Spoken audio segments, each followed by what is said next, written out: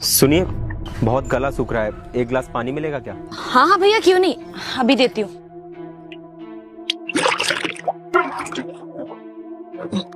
ये लीजिए भैया पानी। शुक्रिया। ओए इधर आ। साहब, हमरे पति कहे तो थे आपसे कि पैसा जैसे ही आ जाएगा वैसे दे देंगे आपको। अबे ओए, कब देगा ये पैसे? इतने दिन हो गए, इतने दिनों से दौड़ा रहे हो, पैसे कब दोगे मेरे? साहब हमारे पास पैसे है ही नहीं। अभी हमारा बिटवा का तबीयत खराब हुआ था, 200-400 रुपया था, वो भी खत्म हो गया साहब। अबे ओए, मुझे ना मतलब नहीं है कि तेरे पास पैसे हैं या नहीं है, मुझे मेरे पैसे चाहिए। पिछले 6 महीने से तुम लोग मुझे दौड़ा रहे हो, हैं? पैसे कब दोगे तुम? जब भी देखो आज दे दूंगा, कल दे दूंगा, परसों दे दूंगा। 1 साल से, समझे, 1 साल हो गए तुम्हें पैसे दिए हुए, अब तक मुझे मेरे पैसे नहीं मिले। और पिछले 6 महीने से तुम मुझे दौड़ाए जा रहे हो, पैसे नहीं दे रहे हो। मुझे फर्क नहीं पड़ता कि तुम्हारा बेटा जिए या मर जाए, मुझे मेरे पैसे चाहिए। ऐसा मत बोलिए भगवान के लिए, एक हमारा बिटवा ही है जिसकी वजह से हम जी रहे हैं। और साहब आपको पता है ना, हमारे पास 6 महीने से नौकरी नहीं है, दर दर की ठोकरें खा रहे हैं, काम की तलाश कर रहे हैं पर काम मिल ही नहीं रहा है, पढ़े लिखे जो नहीं है। और एक हमारी गाय है, वो भी दूध देना बंद कर दी है। हमारा किस्मत ही फूटा हुआ है साहब, पर जैसे हमारे पास पैसे होंगे ना तो हम आपको दे देंगे साहब, दे देंगे। हाँ साहब, बिल्कुल भी पैसा नहीं है हमारे पास। फसल किया था, बारिश होने के कारण पूरा फसल बर्बाद हो गया, वहाँ से भी पैसा नहीं आ रहा। जब 1 साल पहले तुम लोग मुझसे पैसे मांग रहे थे तो कैसे मेरे सामने गिड़गिड़ा रहे थे कि पैसे दे दो, पैसे दे दो, जल्दी लौटा देंगे। और आज पूरे 1 साल हो गए और पिछले 6 महीने से तुम मुझे घुमाए जा रहे हो। पहले बोला कि धीरे धीरे करके चुका देंगे, और पिछले 6 महीने से ना तो तुम मेरा फोन उठाते हो, हाँ, और जब भी आता हूँ कहते हो आज दे दूंगा, कल दे दूंगा, परसों दे दूंगा। मुझे ना मेरे पैसे चाहिए, मुझे नहीं फर्क पड़ता कि तुम्हारा बेटा बीमार है या कुछ भी। हम मरने से पहले आपके पैसे पाई लौटा देंगे साहब, पर हमारे पास अभी पैसे नहीं है, मजबूरी तो समझिए साहब। हम यहाँ से कहीं भाग तो नहीं रहे ना साहब, यही हमारा रहने का व्यवस्था है, यहीं पर रहते हैं, यही हमारा घर है, कहाँ जाएंगे? आपके पैसे लेकर भागेंगे नहीं साहब, लौटा देंगे, पर तरस खाइए भगवान के लिए। आखिरी बार कह रहा हूँ तुझसे, चुप करके ना मुझे मेरे पैसे दे दे, वरना तेरा ये जो घर है ना, सारा सामान निकाल के ले जाऊंगा, समझा? और उससे अपने पैसे वसूल करूंगा। तेरी जो झोपड़ी है ना, ये भी बिकवा दूंगा, समझा तू? फिर घूमता नहीं हो रोड पे। नहीं नहीं साहब, ऐसा मत कीजिए साहब, अगर झोपड़ी बेच देंगे तो हम कहाँ जाएंगे? हमारे पास तो रहने का दूसरा सहारा भी नहीं है साहब, और इतने पैसे भी नहीं है कि कहीं कमरा लेकर रह लें। झुग्गी झोपड़ी में तो हमारी पूरी जिंदगी कटती है साहब, ऐसा मत कीजिए हमारे साथ, थोड़ा समय चाहिए बस साहब, हम सारे पैसे दे देंगे आपके। मुझे फर्क नहीं पड़ता कि कहाँ जाओगे कहाँ नहीं, समझे? मुझे बस मेरे पैसों से मतलब है। साहब कुछ दिन का मोहलत दे दीजिए, हमारा घर मत उजाड़िए साहब, पैर पकड़ रहे हैं आपके। साहब ऐसा मत कीजिए हमारे साथ, हम बहुत गरीब लोग हैं। 2 दिन की मोहलत देता हूँ तुम लोगों को, अगर 2 दिन के अंदर मुझे मेरे पैसे नहीं मिले ना तो तेरी जो झोपड़ी है ना, इसे तुड़वा दूंगा और सारा सामान उठा के ले जाऊंगा, समझा? साहब जी सुनिए तो साहब जी, अब कहाँ करे, कुछ समझ नहीं आ रहा। हमको भी कुछ समझ में नहीं आ रहा, काम तो हमारे पास है ही नहीं, कहाँ से लाएंगे पैसे? सुनिए, इधर आइए। जी साहब। वैसे कितने पैसे उधार लिए आपने उससे, जो इतनी बदतमीजी कर रहा था आप लोगों के साथ? पैसा तो साहब 14,000 रुपया देना है, और हमारे पास 1 फुटी कौड़ी नहीं है, 2 वक्त का खाना भी हमें नसीब नहीं होता। 14,000 रुपया कहाँ से दे समझ में नहीं आ रहा, बहुत मुसीबत में है साहब। हमारे बिटवा का तबीयत खराब हुआ था, पैसा ले लिए थे इलाज के लिए। हाँ साहब, बहुत समय से कोशिश कर रहे हैं, नौकरी नहीं लग रहा कहीं पर। हम पहले एक घर में काम करते थे, वो मेम साहब तनख्वाह दिए बिना ही शहर चली गई और आई नहीं वापस लौटकर। उन पर पूरा 15,000 रुपया आता है हमारा, अगर वो पैसे दे देती तो इनका पैसा दे देते। इनके पिताजी भी आते हैं हमसे किराया मांगने के लिए, ये तो खाली बदतमीजी करते हैं, वो तो हाथ भी उठा देते हैं। कई बार उन्होंने हमारे पति को कितना मारा है सिर्फ पैसों की वजह से। हम गरीब लोग बहुत परेशान हैं, समझ नहीं आ रहा क्या करें। साहब ऐसी बात नहीं है कि मेहनत नहीं करना चाहते, बहुत मेहनती है। एक ठेकेदार के पास जाते थे काम करने के लिए, उनकी भी ठेकेदारी टूट चुकी है। अब हमारे पास कोई दूसरा रास्ता ही नहीं बचा है, पैसे हैं ही नहीं। गाय दूध देती थी, उसने भी बंद कर दिया दूध देना। घर में अनाज का दाना तक नहीं है, कई कई रातें तो भूखे भी सोना पड़ता है। समझ नहीं आ रहा क्या करे, बहुत दिक्कत में हम लोग। ये तो सच में आप लोगों के साथ बहुत बुरा हो रहा है। आपकी कंडीशन बहुत ज़्यादा ख़राब है। और उन लोगों को देखिए, जब उनको पता है कि आपकी कंडीशन इतनी ज़्यादा ख़राब है तो उनको आपके साथ बदतमीज़ी नहीं करनी चाहिए, और ख़ासकर लेडीज़ के साथ। मैंने देखा वो कैसे व्यवहार कर रहे थे आपके साथ। आज के टाइम के लोगों के अंदर इंसानियत ख़त्म हो चुकी है। खैर, कर ही क्या सकते हैं, इस दुनिया में 7 प्रकार के लोग होते हैं और सभी की सोच अलग होती है। अच्छा ये बताइए, मैं आप दोनों को कोई नौकरी दूं तो आप दोनों करेंगे? काम साहब हम कोई भी काम करने के लिए तैयार हैं। घर में झाड़ू पोछा बर्तन बाथरूम तक साफ कर देंगे साहब, बस काम चाहिए। हाँ साहब, हम काम कर लेंगे। बताइए साहब के क्या काम है? देखिए, काम बहुत ही आसान है। जो काम आप पहले करते आ रहे थे वही काम करना है। यहाँ पीछे मेरी कंस्ट्रक्शन साइट है, मैं बिल्डर हूँ, तो आपको वहाँ पे 800 रुपये दिहाड़ी मिलेगी। यानी कि 800 आपके और 800 आपके, 1600 रुपये पर डे आप कमा पाएंगे। बताइए, करेंगे? 1600 रुपया एक दिन का? हाँ साहब, हमें मंजूर है, हम कर लेंगे काम। बस आप हमें जगह बता दीजिए, हम आज से ही आ जाएंगे काम करने के लिए। हाँ साहब, वो तो काम हम कर ही लेंगे, बहुत अच्छे से करने आता है। हाँ तो फिर ठीक है, कल से आप दोनों टाइम पर आ जाइए। और ये 20,000 रुपये आप एडवांस रखिए। नहीं साहब, आपने हमें नौकरी दे दी, बहुत है हमारे लिए साहब, पैसा नहीं चाहिए। देखिए, इस वक्त पे ना आपको पैसों की बहुत ज़्यादा ज़रूरत है। आपको उसका किराया भी देना है और आपके घर में राशन भी खत्म है। इन पैसों से ना आपकी काफ़ी मदद हो जाएगी, आप मना मत कीजिए। बहुत बहुत शुक्रिया साहब आपका, आप हमारी जिंदगी में भगवान के रूप में आए साहब। ठीक है, तो फिर कल टाइम से आ जाना आप लोग। ध्यान रखिए अपना। जी साहब, हम पहुंच जाएंगे। ठीक है, ख्याल रखिए अपना। मैं चलता हूँ।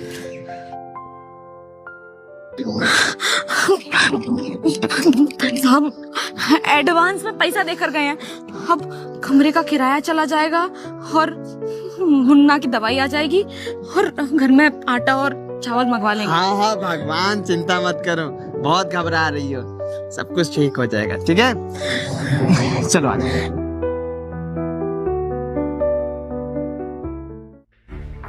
भाभी, ये गाड़ी की चाबी और 10,000 रुपये लेके जा रहा हूँ मैं। तुम्हारी हिम्मत कैसे हुई और किससे पूछ के तुमने ये पैसे और चाबी उठाई है? हाँ, रखो इसे नीचे, लिखे दो। चाबी भी नीचे रखो। और मुझे एक बात बताओ, ये चाबी और कैश उठाने की हिम्मत तुम्हारी कैसे हुई? हाँ, तुमने अपने भाई से पूछा ये सब करने से पहले? भाभी, इसके लिए भैया से क्या पूछना, ये सब तो हमारा ही है ना।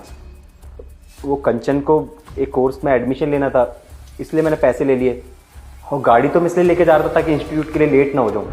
अगर तुम्हारी बीवी को इतना पढ़ने का शौक है ना, तो खुद कमाओ। कब तक अपने भाई के पैसों पर पलोगे तुम? शर्म नहीं आती है क्या तुम्हें?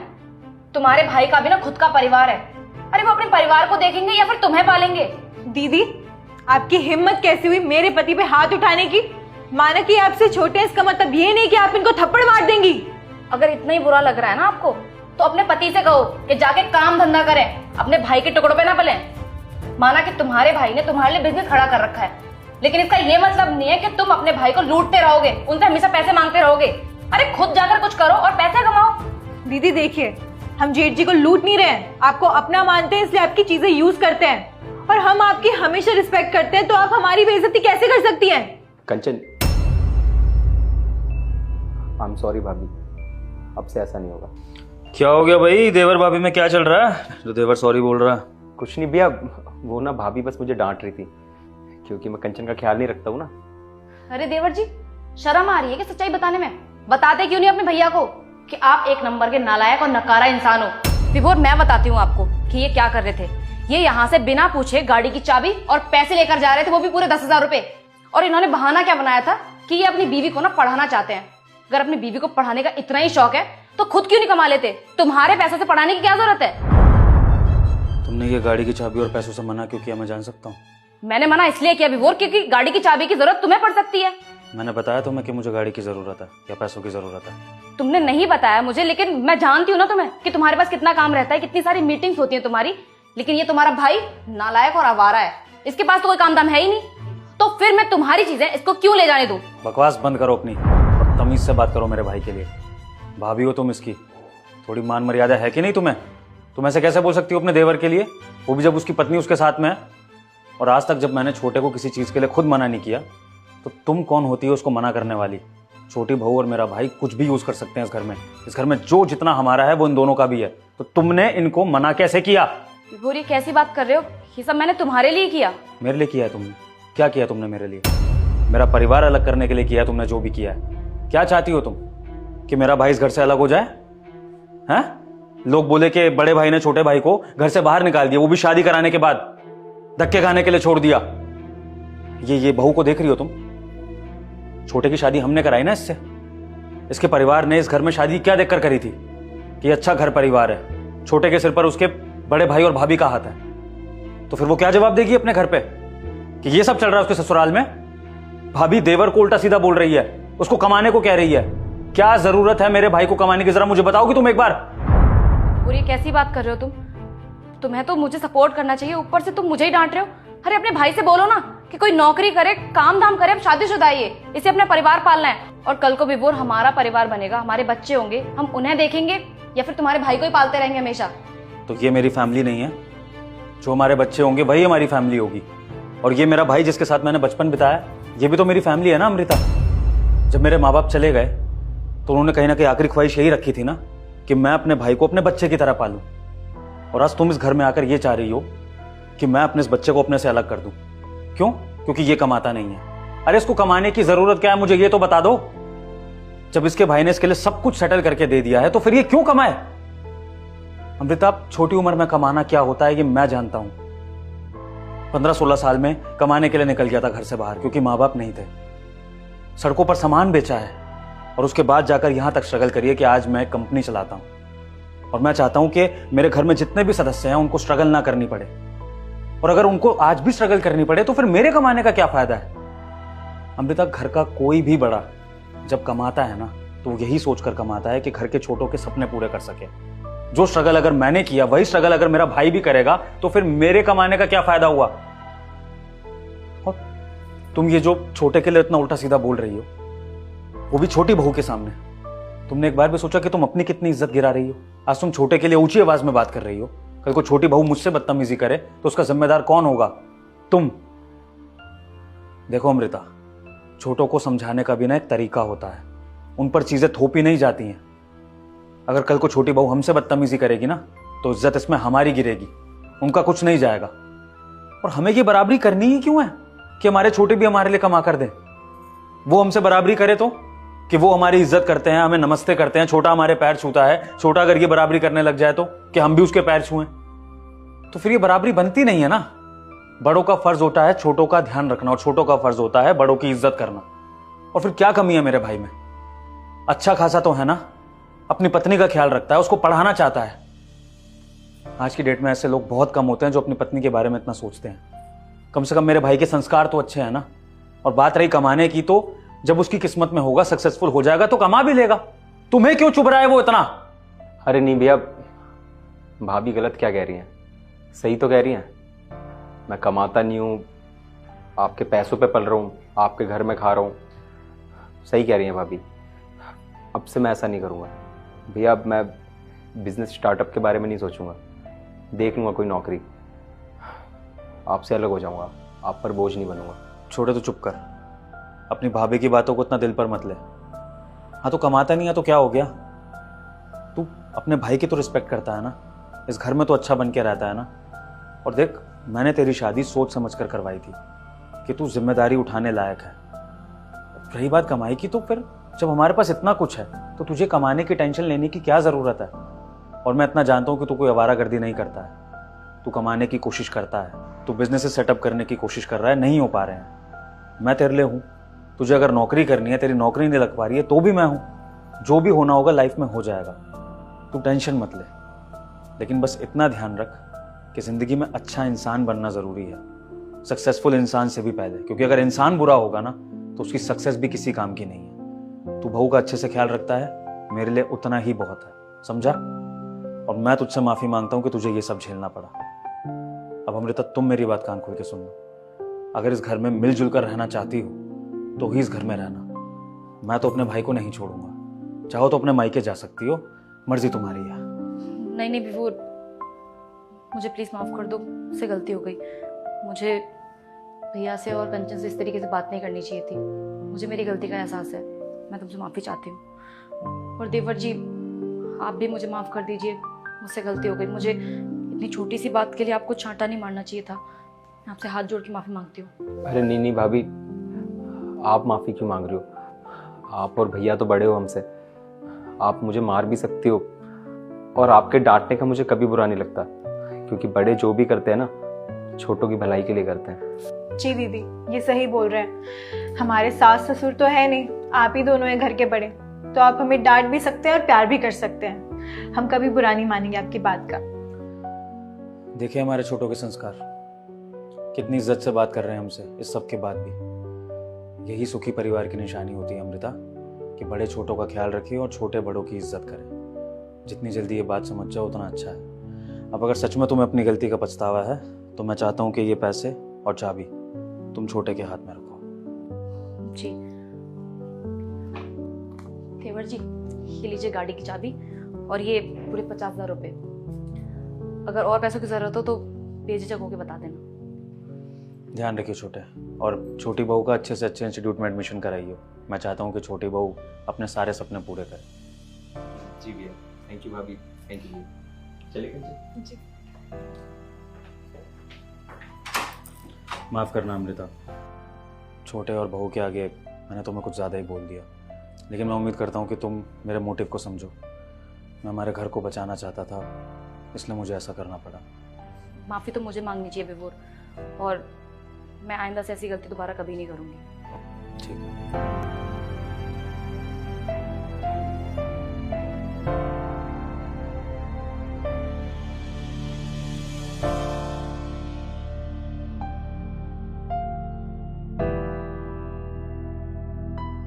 हेलो भाभी, माँ की तबीयत बहुत ज्यादा खराब है, प्लीज भैया से बात करा दो।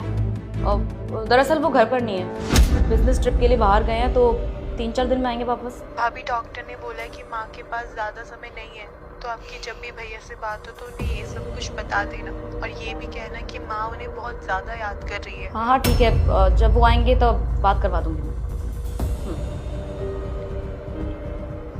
अमृता,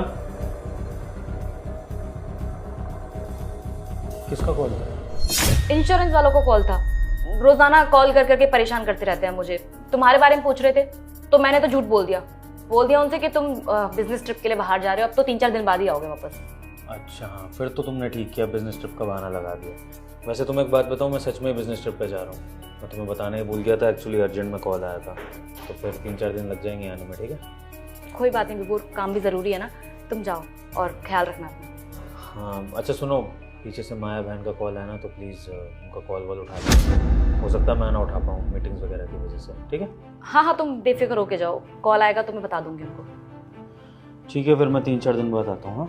हाँ, आराम से जाना। तुम भी ख्याल रखना।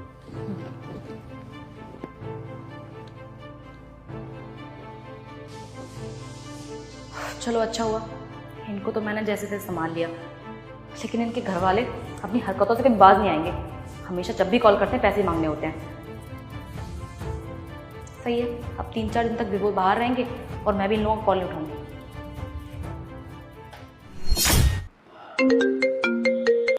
हेलो भैया, आप फोन क्यों नहीं उठाते हो मेरा? कितने दिन से कॉल कर रही हूँ आपको मैं, नंबर बिजी जाता है आपका हमेशा।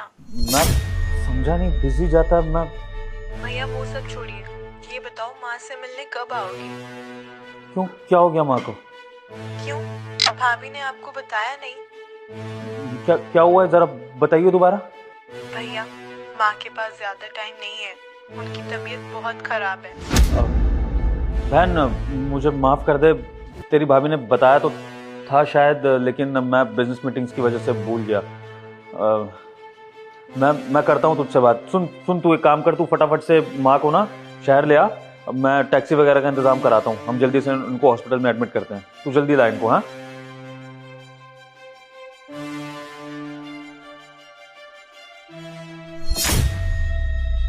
अमृता ने बहन का नंबर ब्लॉक कर रखा था।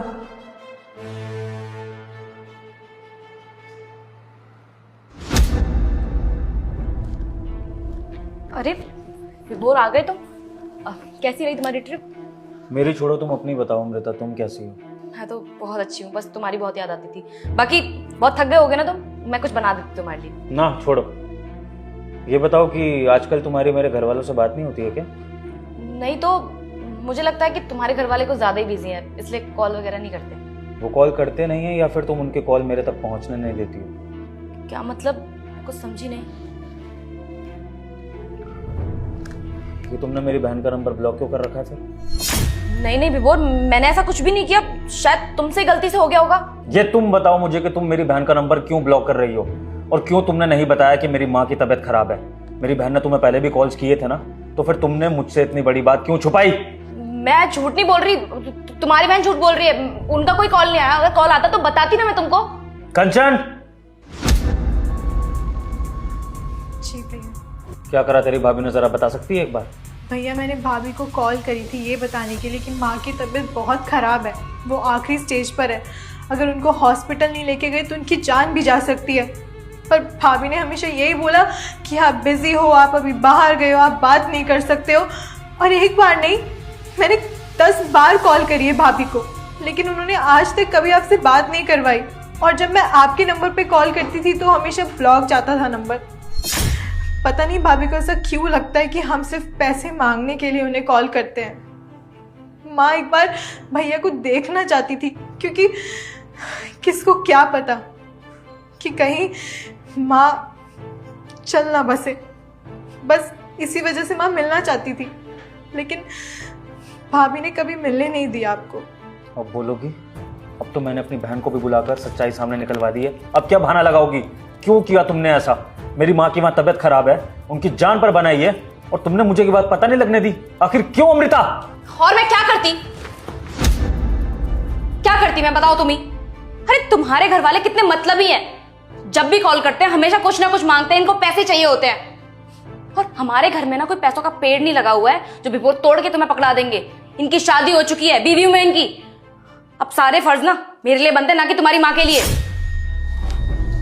मेरी माँ और मेरी बहन भी मेरा परिवार है, भूल गई हो क्या तुम?